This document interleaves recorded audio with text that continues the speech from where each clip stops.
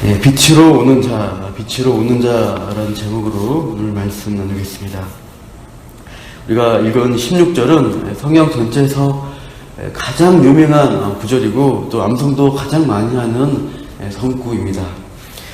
하나님이 세상을 이처럼 사랑하사 독생자를 주셨다는 구절, 우리 찬양으로도 이렇게 많이 부르고 어렸을 때부터 교회에서 가르치는 말씀입니다. 근데 이 원어에서 보시면 이 시작에 왜냐하면이라는 구절이 사실 있는데 생략이 되어 있습니다. 그래서 왜냐하면이라는 말이 15절과 연결이 되어 있습니다. 15절에서 16절로 이어지게 되는데요. 우리 15절 같이 읽어볼까요? 시작. 이는 그를 믿는 자마다 영생을 얻게 하려 하시니라 하고, 왜냐하면 하나님이 세상을 이처럼 사랑하사 독생자를 주셨다, 이렇게 말씀해 주는 것입니다. 그래서 그를 믿는 자마다 멸망하지 않고 영생을 얻게 하려 하신 것이다 하는 것이 15절 16절에 이어지는 내용입니다. 예수님을 믿어서 영생을 15절처럼 얻는 일을 이루시기 위해서 하나님이 무엇을 하셨냐? 세상을 사랑하셔서 독생자를 내어주신 일을 하셨다고 말씀하시는 것이죠. 제가 이 말씀을 이 하나님의 사랑에 대해서 말씀하시기 전에 하나님을 의심하고 하나님을 믿지 않는 사람들의 어떤 반박하고 거부하는 내용들이 있는데요. 왜 하나님은 아담과 하와가 하와를 지으셔서 결국 그들을 죄짓게 해서 우리까지 힘들게 하셨냐, 이렇게 불평과 원망을 합니다. 이 세상에 너무나 많은 죄악이 넘치고 악이 있는데 하나님은 왜 그것들을 가만두시느냐 원망합니다.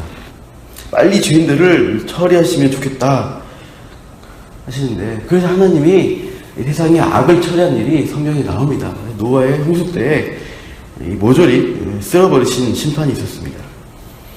그러니까 하나님이 지금 세상의 악을 똑같이 처리하시려고 하시면 노아의 홍수에 물심판이 있었고 지금은 이제 불심판으로 끝내시면 되는 것입니다. 그렇게 이제 답을 하면은 그런 다른 분들은, 그래서 나는 그럴 수 없다, 나는 착하고 나는 괜찮은데 나 말고 더 악한 다른 사람을 심판해야지, 나는 그러면 안 되지 라고 답을 할 것입니다. 그러나 성경의 관점은 무엇입니까? 모든 사람이 죄를 범한 심판받을 죄인이라고 규정합니다. 눈에 보이게 죄를 지으면 감옥에 갈 것입니다. 이 땅에 재판을 받고 심판을 받겠죠. 그러나 눈에 보이게 범죄하지 않아도 그 범죄의 동기는 이 세상의 모든 사람이 그 범죄 짓는 마음에 가지고 있습니다. 마음속으로 우리가 어떤 마음 품습니까? 증오하고 살인한 것들 마음속으로 우리가 다 해보셨잖아요. 생각으로 음욕과 탐욕과 도둑질 한 번도 안 해본 사람이 없으실 것입니다. 태어나서 한 번도 거짓말 안 해봤다 하실 분이 이 자리에도 없으실 거고 밖에도 없을 것입니다. 그래서 이러한 상태가 지극히 거룩하시고 선하신 하나님의 기준을 볼 때 다 죄인의 상태라는 것을 우리가 피할 수가 없습니다. 그러나 이 죄인들은 어떻게 해요? 스스로가 속입니다. 적당히 나는 의롭다 하면서 깨끗한 척하면서 살아가는 것입니다.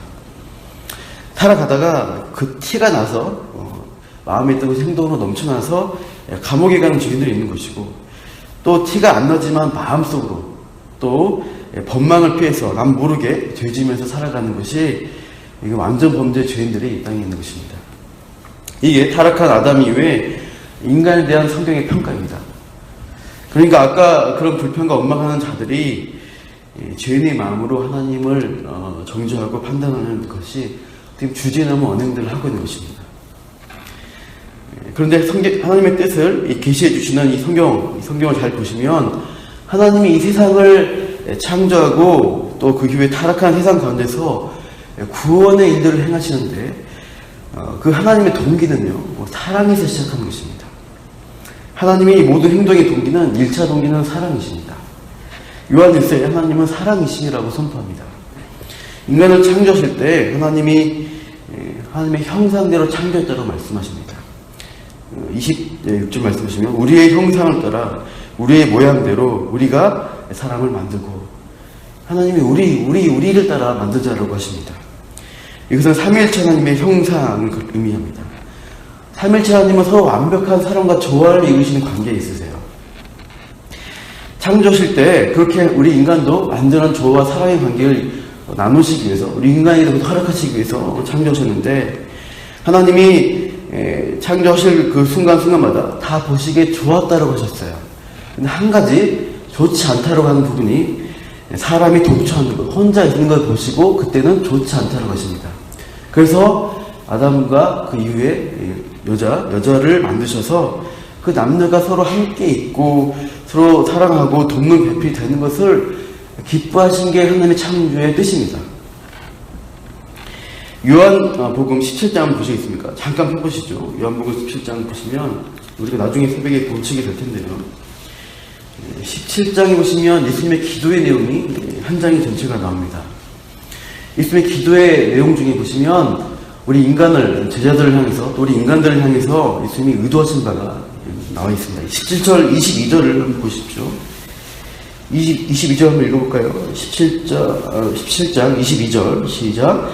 내게 주신 영광을 내가 그들에게 주었사오니 이는 우리가 하나가 된 것 같이 그들도 하나가 되게 하려 함이니라. 하나님, 삼위일체 하나님이 하나됨을 이루세요. 완벽한 사랑을 이루세요. 공동체세요.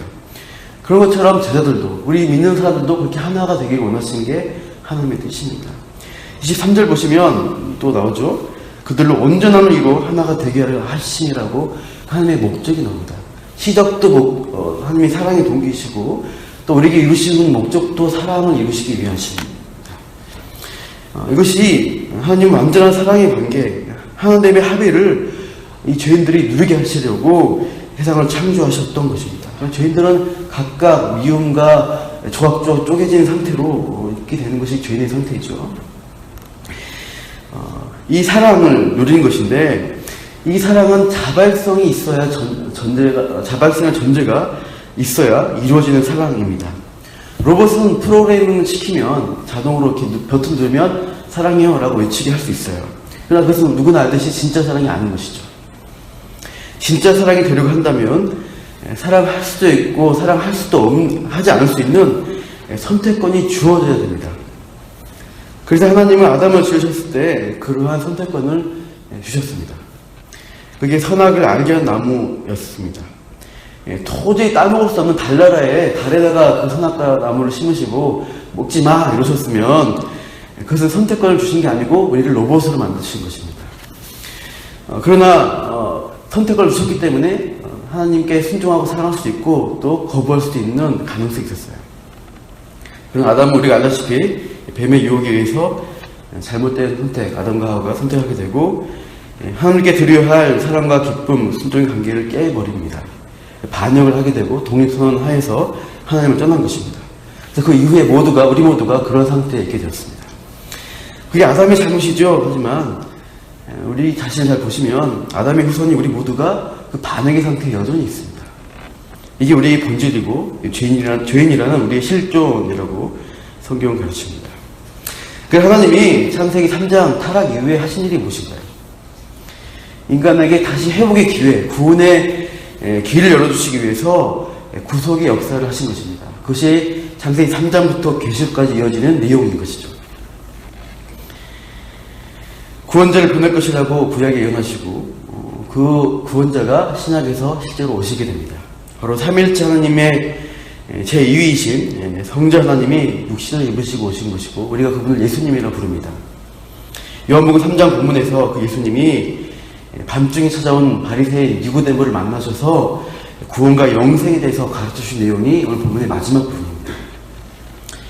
유대인의 관점에서는 하나님은 세상을 사랑하신 분이 아닙니다. 선민 이스라엘만 사랑하신 분이세요. 그리고 모든 이방인들을 미워하시고 그들을 심판하신 분으로 이해했습니다.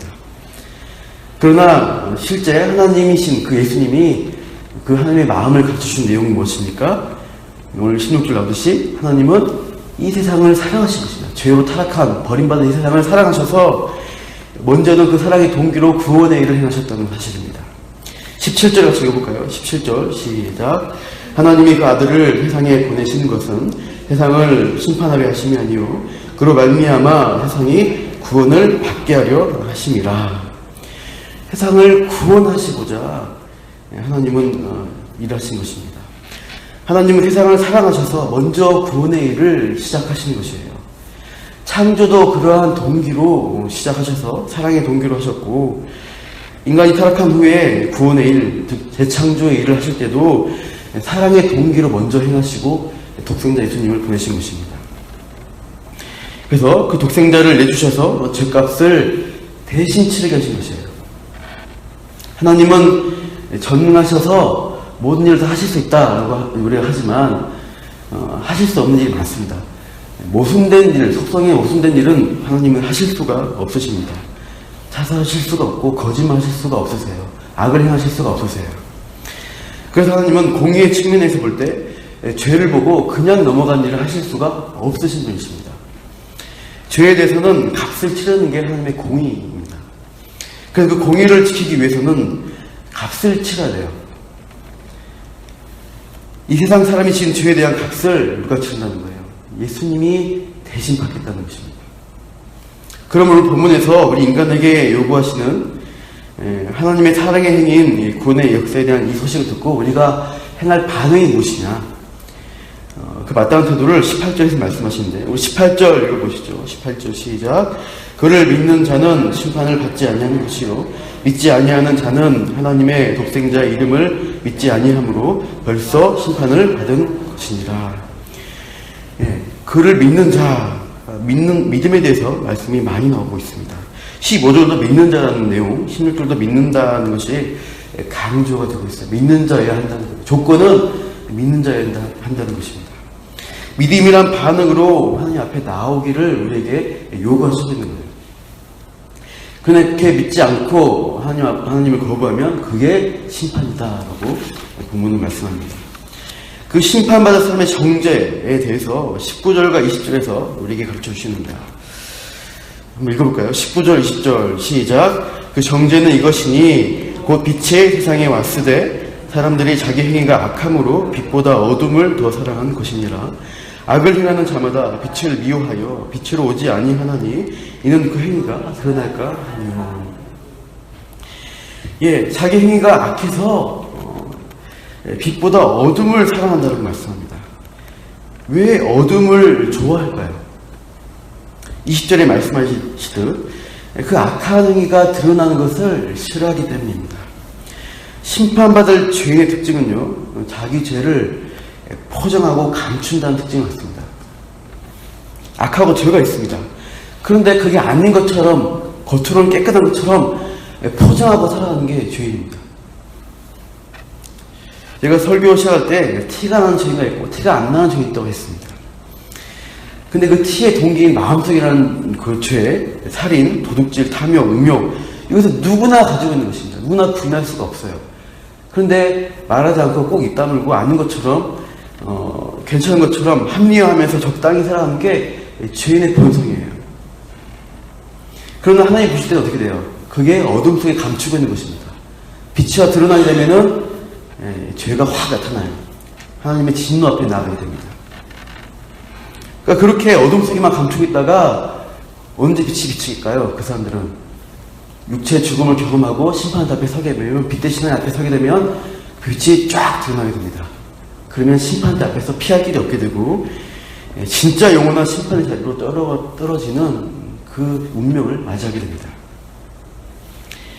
성경은 계속 이것을 죄인들에게, 이 땅에 사는 죄인들에게 경고하고 있는 것입니다. 그래서 우리가 오늘 성경 말씀을 통해 하나님의 요구에 응답을 해야겠습니다. 그것은 무엇입니까? 21절 나오듯이 21절 읽어볼게요. 21절 시작. 진리를 따르는 자는 빛으로 원하니 이는 그 행위가 하나님 안에서 행한 것임을 나타내려 함이라 하시니라. 빛으로, 빛 앞으로 나오는 것입니다. 내가 드러나고 밝혀질지라도 그 선하신 하나님 바라보면서 믿고 나아가는 거예요. 하나님은 사랑이신 것, 사랑의 동기로 우리를 구원하시기 위해서 행하신 일이 있다는 것입니다. 그분은 선하시고 회개한 자에게 기꺼이 용서하시고 용서와 회복의 은혜를 주시는 좋으신 하나님이다. 이것을 믿는 자는 내가 죄가 있고 웃었지만 하나님 앞에 나오는 거예요.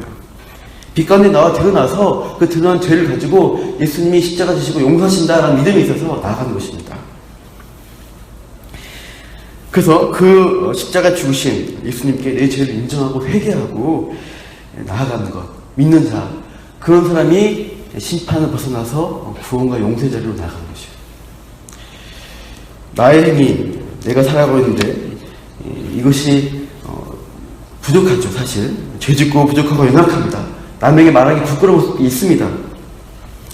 그러나 하나님 안에서 그 부끄러움이 그리스도의 용서와 의로움으로 덮어지고 회복될 수 있다는 것, 다시 내가 살 수 있다는 그 은혜를 주시는 하나님, 그것을 믿는다면 우리가 빛으로 나아가는데 담대하게 갈 수 있다는 사실이에요.